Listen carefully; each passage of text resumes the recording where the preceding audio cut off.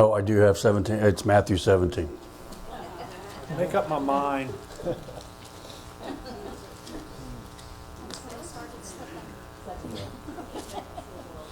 What was that word? Nah. All right. Near the end, in fact, the last passage of the book of Ecclesiastes is a strong proverb for mankind. Ecclesiastes, the author, we think Solomon, the author has gone through numerous universes of options for mankind on earth. Pleasure, wealth, education, knowledge, women,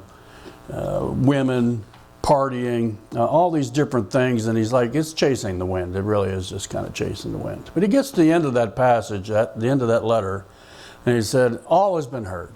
It's all been said, it's all been written. Of the writing of books, there's never an end to it. Fear God and keep His commands. So that's the proverb of a guy who's an old, bent-over Jew, and with that Jewish voice, oh, here's what you got to do. Fear God and keep His commands. Well, that fear God, we talked a little bit about in Sunday school, that fear God is deep, deep. It's innate within us to know that there is a God.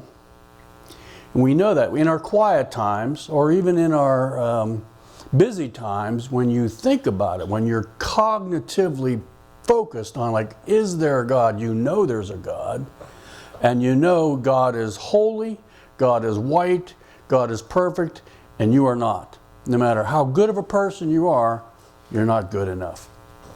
So we know that deep within our soul, this fear God. And fear God, you have in the Proverbs, the fear of God is the beginning of wisdom. Once you realize that there is a God, that He still loves you, then wisdom builds on that platform. Matthew 17 is about 2/3 or so of the way through His ministry, the ministry of Jesus. And it's the Transfiguration. It's a very unique event. Where does this take place? If you go out of Jerusalem, go downhill, go down to the Jordan River. If you go south, you hit the Dead Sea. If you go north up the Jordan River, you get back to the Sea of Galilee. If you either cross that water through by way of boat, or if you go around one of the shores, if you go to the north shore of the Sea of Galilee, you go Capernaum, and then you go out of town, and you keep going north, there's a mountain that, I don't know, 10,000 feet or so. The guess is that this mountain of Transfiguration is somewhere around 5,000 feet. And if I remember right, up on the hill here is what, 2,300 feet? I forget. 2308. 2308. I gotta take Arlo to Vegas, and I just gotta run some card game. 2308. So this is about 5,000 feet up. So there'll be a temperature change a little bit, but not real bad. Anyway, this is where this takes place. This passage, 17:1. After 6 days. 6 days after what? Well, if you look back into 16, Peter's confession of Christ. Some say that you're John the Baptist. Some say you're Elijah. But who do you say I am? Peter, you're the Christ. You're the Son of the living God. Blessed are you, Peter. No one's revealed that to you except the Holy Spirit. 6 days after that event, it's a significant event. 6 days after Jesus took Peter, James, and John. Look here. That's the inner three. You have 12 disciples. Judas is always listed last. You have 12, 11 after the resurrection, right?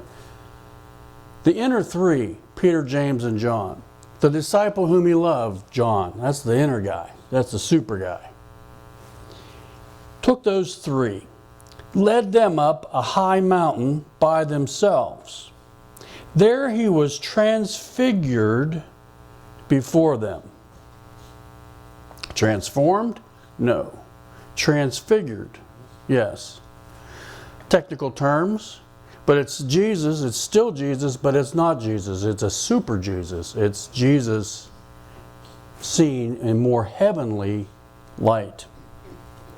His face shone like the sun. Remember Moses, when Moses, hundreds and hundreds of years prior to this, anytime Moses came down from Mount Sinai, his face was different. And he was in the presence of God. Jesus' face shone like the sun, and his clothes became as white as the light. That's an interesting.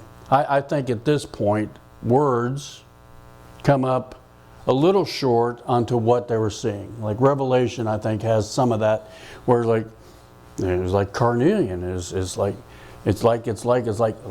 white is white. Just then, there appeared before them Moses and Elijah talking with Jesus. Now I have a couple things right there, a couple of insights, little byproducts real quick. First of all, if Moses and Elijah is talking with Jesus, how did they know that? How does Matthew get informed that Peter, James, and John, those three, knew that it was Moses and Elijah? Is it a holy revelation like Peter just confessed 6 days prior? The other little side note is there is an afterlife. You will see mom again. We will see loved ones again. They will be, apparently, at least these two, recognizable. I don't know what's on the other side. I have some clues. 2 Thessalonians has some clues. Corinthians has some clues. But I do know this. We're going to recognize each other. And we're going to have perfect bodies, according to other passages. No more joint pain. No more back pain. Our house, Lynn and I, our house is starting to sound like an old age home. We're just moaning and groaning in pain to get up. Moses and Elijah talking with Jesus. Now, posture-wise, I'm assuming both Moses and Elijah are standing talking with Jesus. There's not an indication that the two are bowed down. They're talking with Jesus. Verse 4. Peter said to Jesus, of course it's Peter, he's the mouthy one. Peter said to Jesus, Lord, that's uppercase L, it is good for us to be here. What did the other guys think? What did the balance of the disciples think when Jesus goes, hey, you three, Peter, James, and John, come with me? What was going on in their mind? And here's Peter's like, it's good for us. And maybe he did one of these two arms out like, it's good for us to be here, dude. Like us, Peter, James, and John, it's good. These sons of thunder. It's really for us to be here. I don't know. Did that happen? I will put up 3 shelters, dash. One for you, one for Moses, and one for Elijah. See, Moses represents the law, and Elijah represents the prophets. So you have your 2 main pillars of Jewish existence, the law and the prophets. These leaders, like in our world, be George Washington and Abraham Lincoln. Like these 2 awesome dudes are here with God. It's good for, you know what, let's just camp out here. I know it's a little chilly, and then the other guys are down the bottom of the hill. Let's just, when they say shelter, it's like a tent. Let's camp here. And Jesus probably shook his head like, yeah, we're not camping. That's not the game plan here. While he was still speaking, Peter, a bright cloud enveloped them. Do you ever go up in an airplane through clouds? Okay. Airplanes are cool. I haven't been on maybe 5 or 6 times, but you start rolling, you can feel the runway by the way the tires, you can feel the vibration of Earth.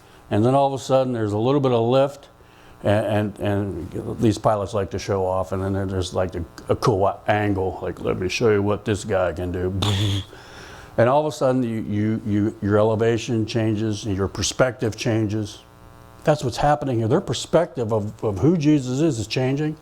But then you go up, and then frequently you go through clouds, and all of a sudden you're looking out this window as clear as can be, all of a sudden as white as can be. They're enveloped by a cloud. Did that cloud descend? Did it just appear? It doesn't matter. They are enveloped by a cloud and a voice.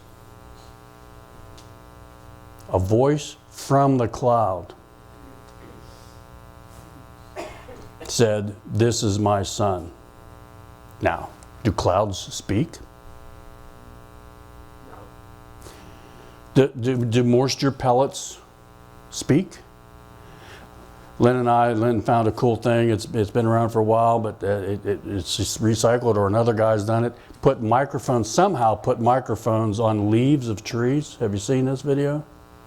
Somehow put audio to leaves of trees and cranked up the volume, and leaves sing. There's a audio perceptible decibel level that come from even if these kids don't praise me, Jesus, the rocks will cry out, and the leaves of the field will clap there. All nature celebrates God. Did this cloud celebrate God? No, it is the voice of God. Now, put yourself in Peter, James, and John. Put yourself in their shoes. Peter has just said last week, like, yeah, you're the Son of God. And that's kind of reverberated. There's comes discussion, and Jesus says, that's it.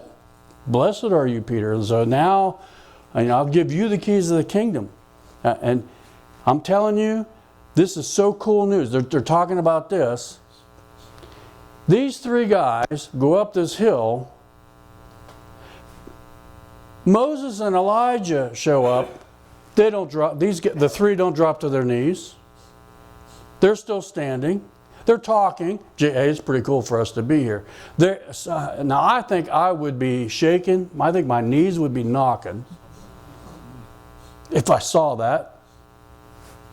Like if I saw Moses, if I saw George Washington, Abraham Lincoln, like that would get my attention, and I would probably collapse. I probably just would, like one of those push puppets where you push the bottom up and they just kind of, that would be me.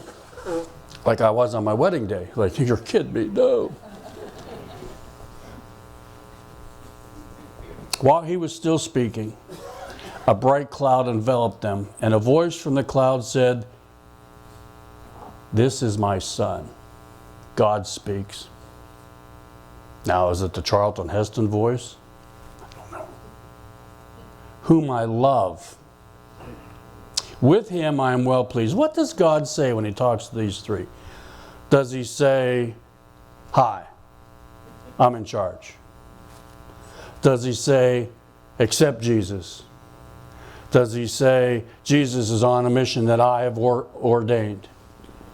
He says, "This is my son whom I love." Greg Mason just sang about love of parents. There's pretty strong love right there. The love between a man and a woman, pretty strong love. The love between God the Father and God the Son, and then us. "For God so loved the world." This is my son whom I love. Can be parenthetically included, and I love you guys. That's why I sent him. When the disciples, he says, listen to him. When the disciples heard this, they fell face down to the ground. So that goes in your outline. The powerful event of the Transfiguration, that's when they collapse.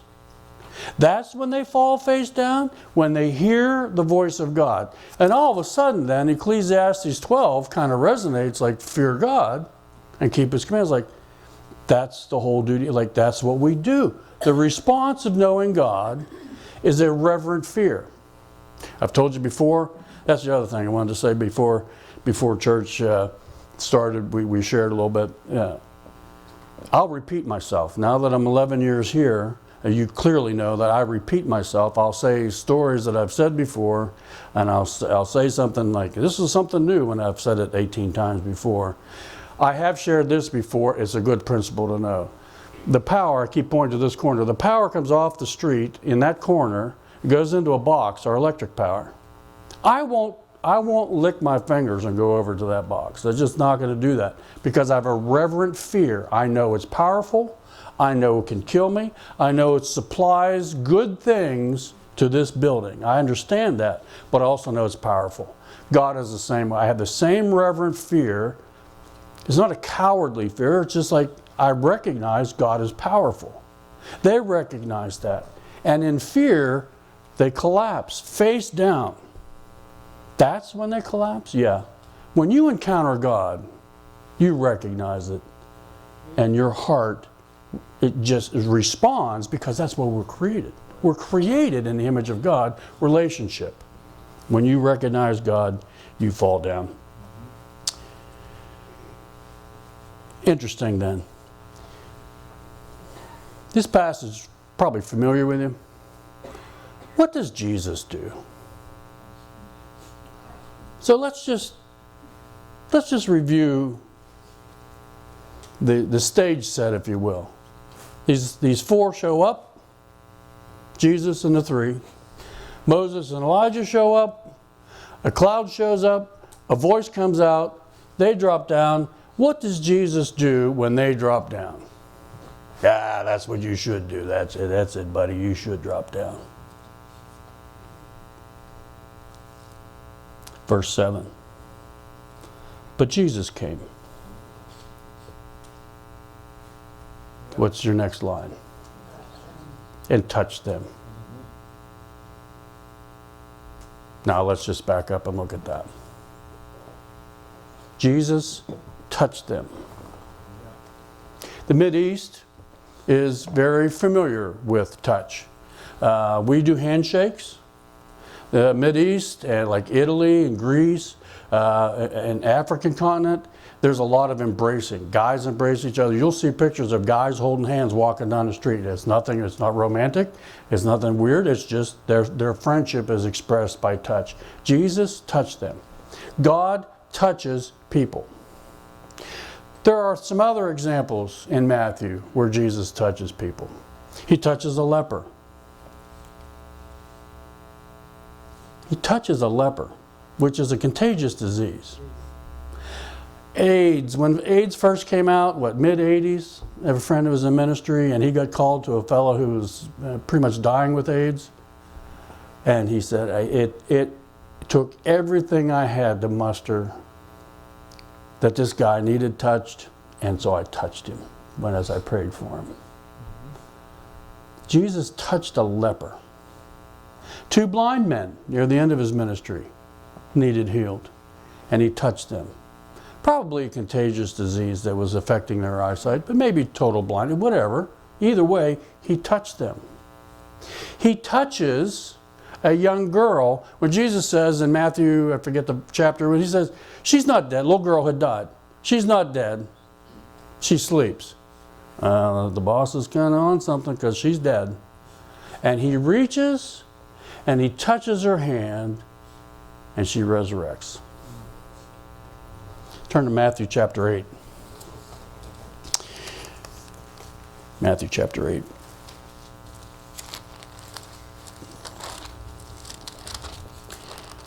If you're here last week, we talked about a passage out of the Sermon on the Mount. And that sermon is quite complex. This is after that sermon, Matthew 5, 6, and 7, Sermon on the Mount.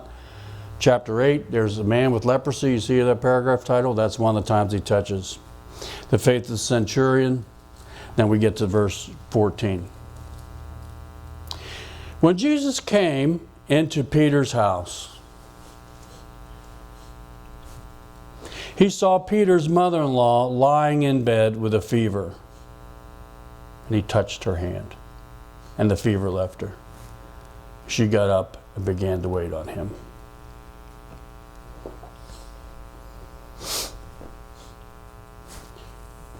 Mr. Bill, I thought of you as I'm preparing this message. What about you? Do you need a touch from Jesus? What about you? What are you going through? What have you gone through? What sadness do you have from separation? What hole do you have in your life because of something that has happened in the past? What prognosis have you had from a medical office? What occupies your brain in anguish? And we're told, we know the scripture, be anxious about nothing, but in everything be in prayer and petition, and leave it there. We know that. Anybody real good at that?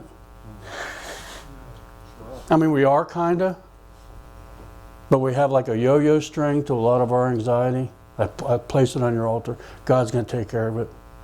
I've got 2 or 3 things right now that are just like cylinders up and down. Like, yeah, God's got it. Yeah, but I want to take it back and hold it.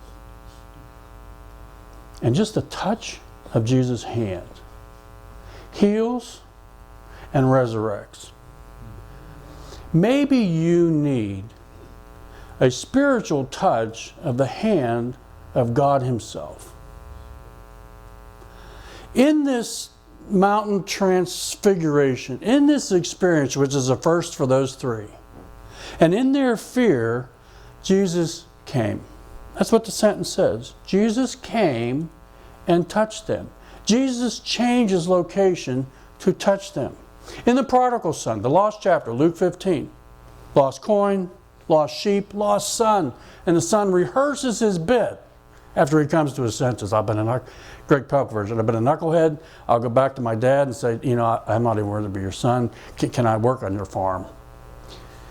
Before he even gets to the place, the father sees him, and the father, look here, the father runs to the son. Jews don't run, so it's going against all normal behavior. God runs to the sinner. Jesus came and touched them. Would you let Jesus come and touch you today? Would you? She's touched. The fever left her, and she got up and yada yada.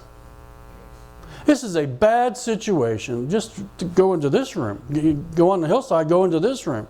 She's in a bad situation. Jesus comes into Peter's house, arrives, provides ministry, and then life goes on.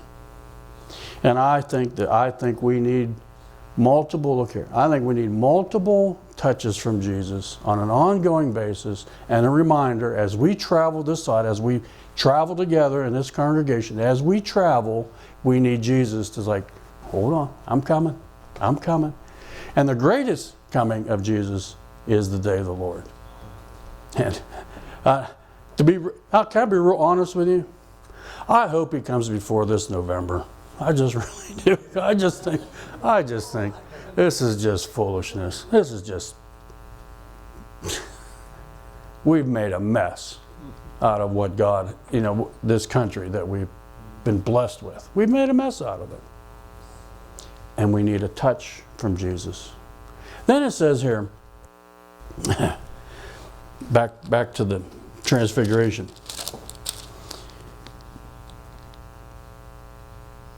Jesus came, touched him, get up, don't be afraid. Jesus has said this, don't be afraid, a couple of times. When He comes walking on the water, yeah, don't be afraid. Yeah.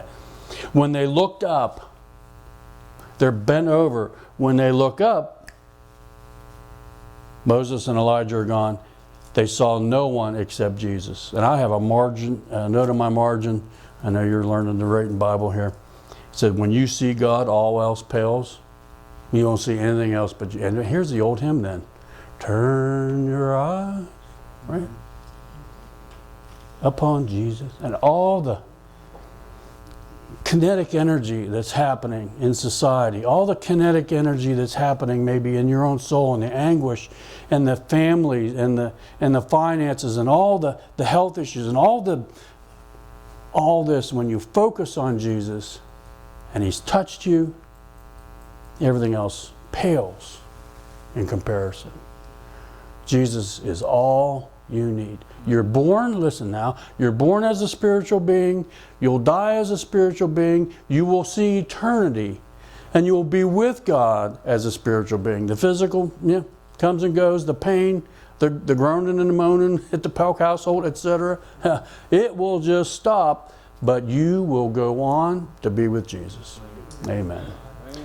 If you haven't claimed that, we're going to stand and give you an opportunity to come and say, I believe this. And I want to confess that before, but most of us, we'll just leave here recognizing that He can touch us in our spirit like nothing in this world can. Not business success, not whatever, not the best health you can have. Nothing can touch you like the Lord. Let's stand.